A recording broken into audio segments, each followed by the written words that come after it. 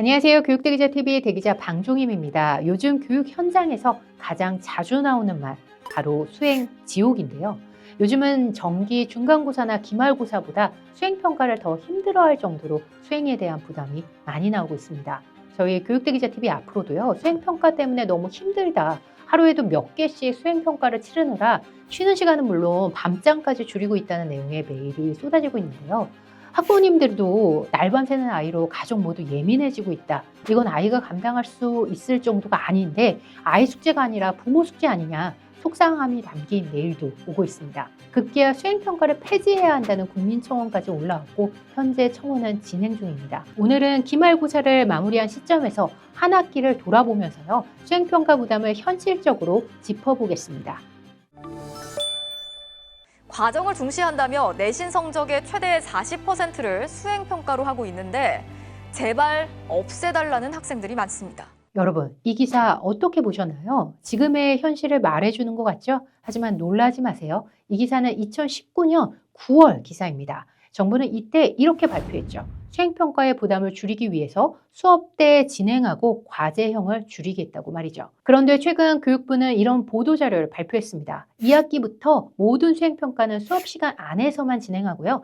과제형이나 암기형 수행평가는 금지했다고 말이죠. 그런데 이건 5년 전부터 이미 가이드로 안내됐던 것입니다. 학교 현장에서 이것이 제대로 안 지켜졌을 수는 있겠지만 5년 전의 발표를 도돌이표하는 것은 현장의 근본 원인을 제대로 파악하지 못했다는 방증이기도 하죠. 저는 교육부의 발표를 보고요. 오히려 이것이 자칫 학생에게 과한 과제를 제시해서 부모 찬스를 활용하게 한다는 식으로 교사에게 책임을 돌리려는 것은 아닌가 오해하게 만들 수도 있겠다는 생각이 들었습니다. 그렇게 정부 발표 이후 교사와 학부모, 학생의 반응은 냉담할 수밖에 없었죠. 지금 현장의 목소리는 하나같이 이렇게 말하고 있습니다. 문제의 본질은 거기 있지 않다고요.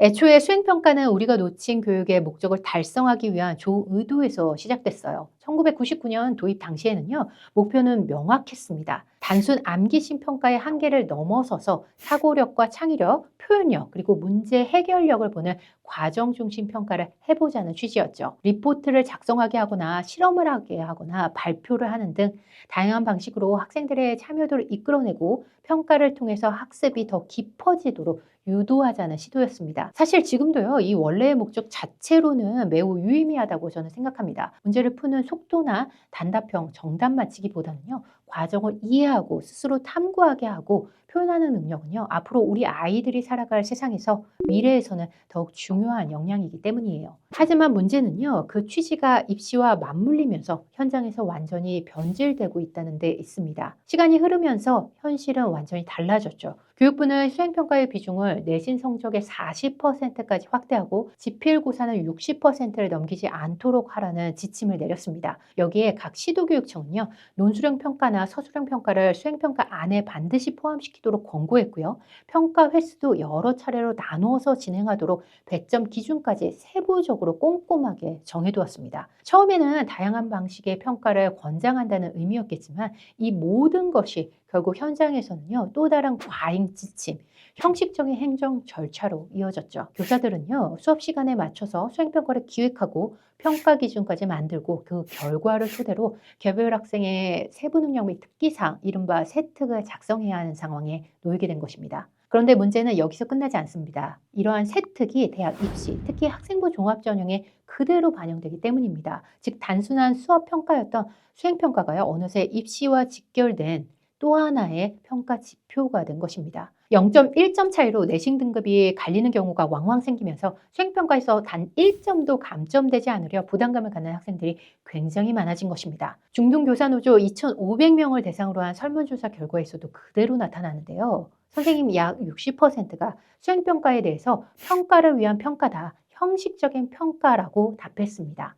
응답교사 약 30%가 학생부 세특 기재를 위해서 수행평가를 시행한다고 밝혔고요. 28%가 학교 교육청의 평가 지침에 따르기 위해서 형식적으로 수행평가를 운영한다고 답했습니다. 그 결과 학생들의 부담은 상상을 초월할 정도입니다. 한 학기에 20개 내지 30개의 수행평가를 치르는 경우가 대부분이고요. 중간고사나 기말고사 직전에 한 주간의 수행평가가 하루에 두세 개씩 몰리면서 쉬는 시간마다 준비하고 밤새워야 하는 일도 다반사인 경우가 나타나고 있죠. 왜냐하면 학기 초에는 적응을 위해서 피해야 하고요. 시험 기간에도 또 피해야 하다 보니 수행평가를 위해 낼 수 있는 그 기간이 한정되어 있기 때문입니다. 이렇게 하루에 몇 개씩 몰릴 수밖에 없는 상황이 된 것이죠. 이런 현실에서 학부모들이 나서서 직접 과제를 도와주는 부모 숙제가 생겨나고 있고요. 심지어는 수행평가 대행 업체까지 등장하고 있습니다. 예를 들어서 한 역사 선생님은 이렇게 설명합니다. 정해진 역사 인물이나 사건을 다루는 수행평가는 답이 비슷해져서 생기부 기재에 쓸 수 있는 개별화된 문장이 나오지 않는다고요. 그래서 점점 수업에서 다루지 않는 인물이나 사건을 조사해 오게 하고 발표까지 시키게 한다고 말이죠. 그러면 당연히 아이들의 준비 부담은 커지고 교사의 채점과 기록 부담도 함께 커지고 있죠. 처음에는 과정을 중시하자던 평가가 오히려 수업을 제한하고 아이를 지치게 만드는 현실이 된 것입니다. 그런데 이러한 현상은 앞으로 더 심화될 가능성이 높다는데 우리가 주목해야 합니다. 올해부터 고교학점제가 전면 시행되면서 학생들의 선택 과목 수가 대폭 늘어났기 때문인데요. 학생 한 명이 듣는 과목 수가 많아지면 그만큼 평가 횟수도 늘어나게 되는 그런 구조이기 때문이죠. 이는 수행평가를 출제하는 선생님도 부담이 커진 것은 마찬가지인데요. 가르쳐야 할 과목이 늘어나면서 평가도 늘어나게 됐으니까요. 또한 2028 대입기편에 따라서 내신은 9등급에서 5등급으로 완화됐고요. 절대평가가 함께 병기되면서 상대적으로 수행평가의 비중을 더욱 높이는 방향으로 흘러가고 있습니다. 정량적인 시험 점수보다는 과정과 참여를 평가해야 하는 시스템이 된다는 점에서 긍정적인 측면도 있지만 현실적으로는 학생의 준비 부담과 교사의 평가 부담이 모두 커지고 있는 것은 현실입니다. 무엇보다 수행평가가 단지 수업을 풍성하게 만들기 위한 도구가 아니라요. 세특 작성을 위한 평가, 입시 자료 확보를 위한 변별 도구로 되어가고 있다는 점은 근본적인 문제점이 아닐까 싶습니다. 교사들은 학생마다 다른 주제를 줘서 생기부 기록을 다르게 쓸 수밖에 없는 그런 현실에 놓여 있고요. 그 과정에서 발표형, 탐구 보고서형, 주제 설정형 평가가 늘어나고 있습니다. 그러다 보니 수행평가는요, 더 복잡해지고 채점은 더 주관적이 되어가고 있고요. 학생 입장에서는 그 하나하나에 실수해서는 안 되는 시험이 되어버린 것입니다. 그래서 교육부가 발표한 수업 시간 내 평가 지침도요, 현장에서는 환영받지 못하는 것입니다. 이미 수년 전부터 원칙적으로 있었던 내용이고 교사들도 따르려고 노력하고 있지만 입시와 생기부 압박이 구조적으로 걸려있는 한 단순한 운영 방식 조정만으로는 달라질 수 없다는 것을 우리 모두가 알고 있기 때문입니다. 그렇다면 이 문제를 어떻게 바라봐야 할까요? 어떻게 해결할 수 있을까요? 첫 번째, 수행평가의 비중을 획일적으로 정해두는 방식에서 벗어나야 합니다. 지필 60, 수행 40 같은 일률적인 비율은요, 교과의 성격, 학생의 상황을 고려하지 않은 것입니다. 교과 특성에 따라서 학생들의 수준에 따른 차이를 반영하지 않고 비율 자체가 너무 경직되어 있기 때문이죠. 학교가 자율적으로 평가 비중을 조정할 수 있도록 권한을 주고요. 교사가 수업의 흐름에 따라서 평가를 설계할 수 있도록 자율성을 줘야 진정한 교육의 의미를 찾는 그런 수행평가가 가능해지는 것이 아닐까라고 생각합니다. 두 번째, 수행평가 결과와 생기부 기록이 곧장 연결되는 구조를 재설계해야 한다는 점입니다. 지금은 수행평가가 과정 중심 평가라기보다는 기록 중심 평가로 되어버렸죠.